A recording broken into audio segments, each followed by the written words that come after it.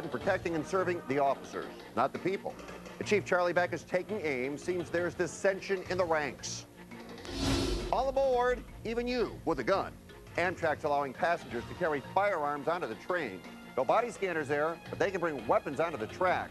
Yeah, that makes me feel safe. Eddie's got the magic touch. Magic Johnson jumps on board to help get pro football back in Los Angeles. If it happens, the city will make millions. But the NFL's the big winner, and they've got LA right where they want us. All the stories people are talking about and everything you need to know right now on The Filter.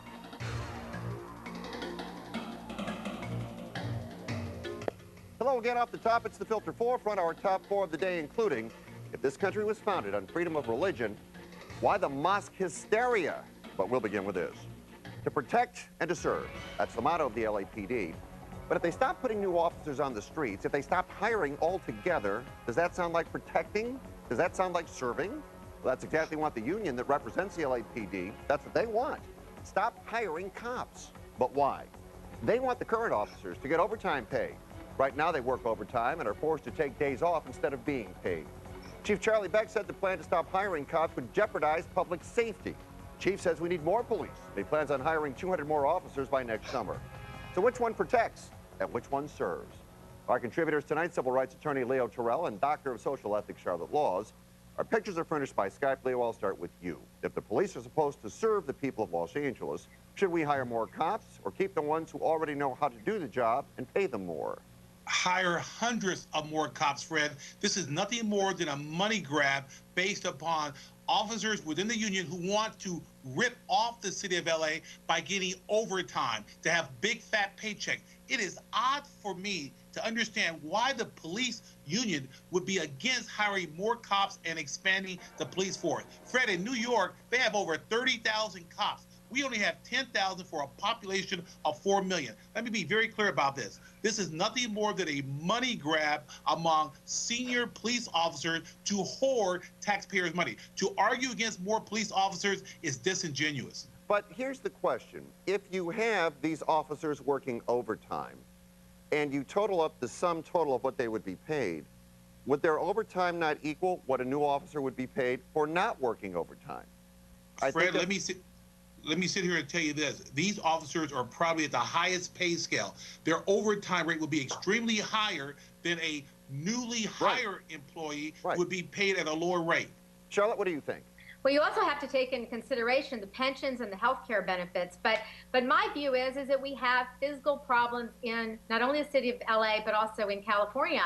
And that needs to be the top priority. I don't think we need additional cops. We also don't need cops going overtime. We need to reduce the police force, or certainly not add to it. Oh, no. Crime rates are down to the same level as the 1960s. Charlotte. Fred. No. What are we doing, Fred? We're releasing inmates, like 40,000 inmates from prison, right? Right. Why are we arresting them if we're just going to have a revolving door and they're going to come back out? Well, if you release the inmates, you need more police. You don't need more police to go around arresting people just to let them back on the street. Oh, no. In fact, no. Go ahead, Leo. Go ahead. We don't have enough cops in this city. Again, Charlotte, I'll point out to you again.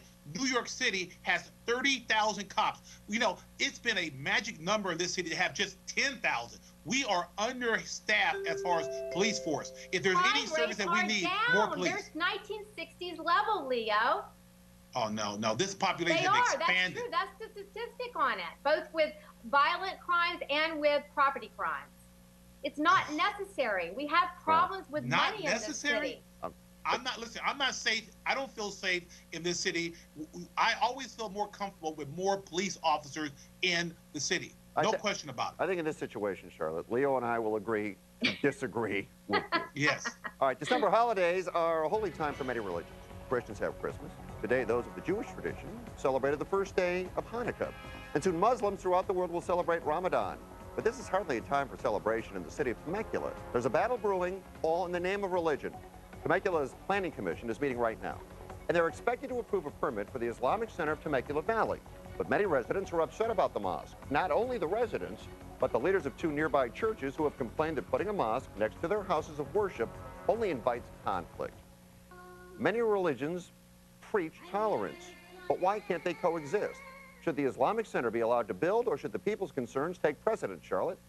They should definitely be allowed to build. And the only issue that the decision makers should be looking at are land use issues with regards to parking or noise or the environment, that kind of thing. I think it's just blatant discrimination. And there are only 30 people apparently who signed this petition. So it's kind of amazing to me that they've gotten the media coverage for the past 6 months that they've gotten. I bet it wasn't too long ago when white people said, oh, well, it causes conflict. I don't want a black family next door to me. Well, people need to learn to be tolerant. And they need to open their minds to other religions, such as the Muslim religion. So I think it definitely needs to be built. Leo? Please, Islamic Center, please call me if you don't get it so I can sue Temecula. This is so outrageous, Fred. Freedom of religion. And to have two other religious groups to complain or to try to use this as an argument is almost insulting to this Constitution. So please, if you don't get it, Islamic Center, please call me, carry the filter. You know, the thing is that surprises me, you know, and maybe you'll both disagree with me. I understand if people, now whether you agree with this or not, okay, let's just be broad-minded. I can understand why some people might go, oh, I don't like this idea. They might be wrong, but I see they're thinking they don't like it. Okay, we'll give them that. But when the other religions join in and go, I don't like this idea, that's where I thought there's something really wrong here. That makes no sense. Mm-hmm. It's scary because it's a me, I'm okay, but you're not okay. And again, what makes this country unique is the First Amendment, freedom of religion. Can we all appreciate the fact, though, that at this time of uncertainty and unrest, there might be people who would be a little concerned about this? Is that fair to say? Well, yes. Yeah, I mean, but, you know, they're not petitioning the liquor store even if they're against alcohol. There are a lot of businesses in a community. There's probably an atheist society down the street that they wouldn't agree with those principles either. Why are they targeting this particular mosque and the Muslim people? I think that's discrimination. All right. Well, I agree. You both agree on that. Let's move on.